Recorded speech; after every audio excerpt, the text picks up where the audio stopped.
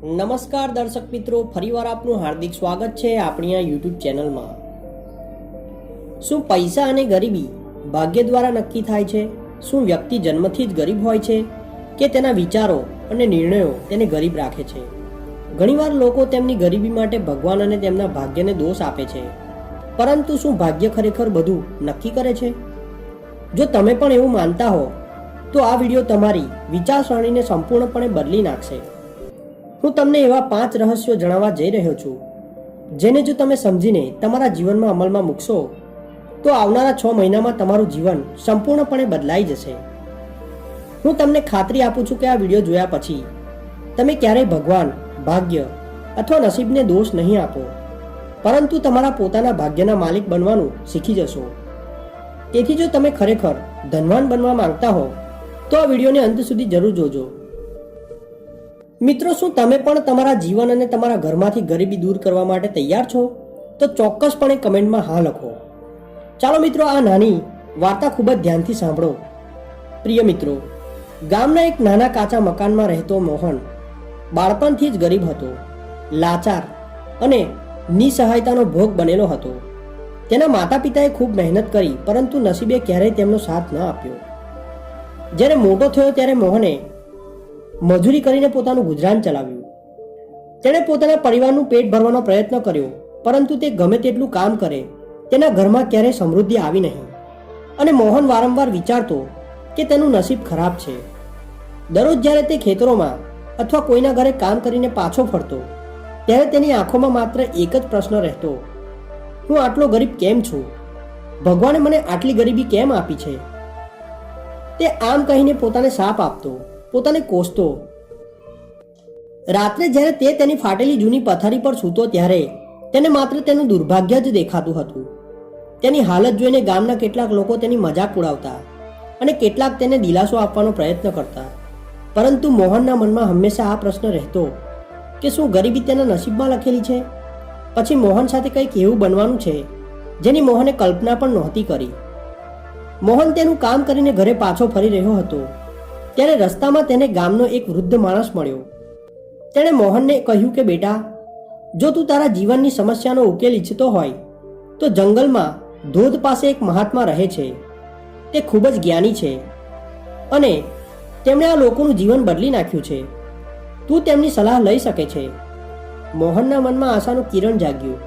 તેણે વિચાર્યું કે કદાચ મહાત્માજી મને મારી ગરીબીનું કારણ જણાવશે અને તેનો કોઈ ઉકેલ આપશે.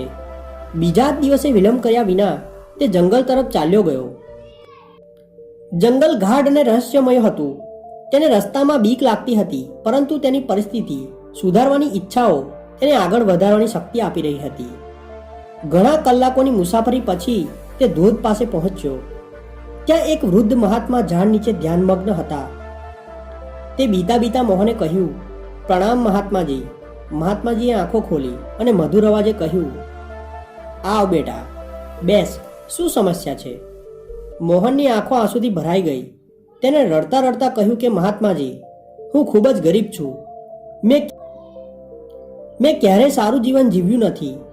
બાળપણથી જ લાચારી અને નિસહાયતા મારી સાથે રહી છે. મેં એવું કયું પાપ કર્યું છે? મારું ભાગ્ય આવું છે. શું હું ક્યારેય ધનવાન બની શકીશ કે નહીં?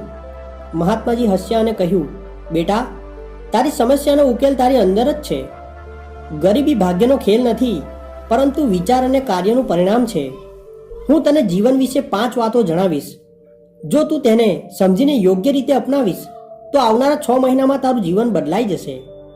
મોહને કહ્યું, સારું મહાત્માજી, હું તૈયાર છું. મહાત્માજીએ કહ્યું, સારું, મને ધ્યાનથી સાંભળ. ગરીબીમાંથી બહાર આવવાનું પહેલું પગલું છે તારી વિચારસરણી બદલવી પડશે.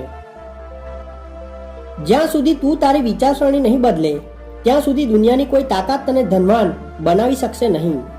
મોહન ચોંકી ગયો અને મહાત્માજીને પૂછ્યું કે વિચારસરણી કેવી રીતે બદલવી. મહાત્માજીએ સમજાવવાનું શરૂ કર્યું કે મોટાભાગના ગરીબ લોકો માને છે કે તેઓ ગરીબ છે કારણ કે તેમનું નસીબ ખરાબ છે, પરંતુ આ સાચું નથી. પૈસા અને ગરીબીનું સૌથી મોટું કારણ વિચારવાની અને કરવાની રીત છે. ધનવાન લોકો હંમેશા નવી તકો શોધે છે. તેઓ તેમની મહેનત યોગ્ય દિશામાં લગાવે છે અને તેઓ ક્યારેય માનતા નથી કે તેમનું નસીબ ખરાબ છે. તેમણે વધુમાં કહ્યું કે તારે તારા વિચારો બદલવા પડશે. જ્યારે પણ નવી તક આવે ત્યારે તેને જવા ન દે. હંમેશા શીખતા રહો અને તમારી કુશળતા સુધારો.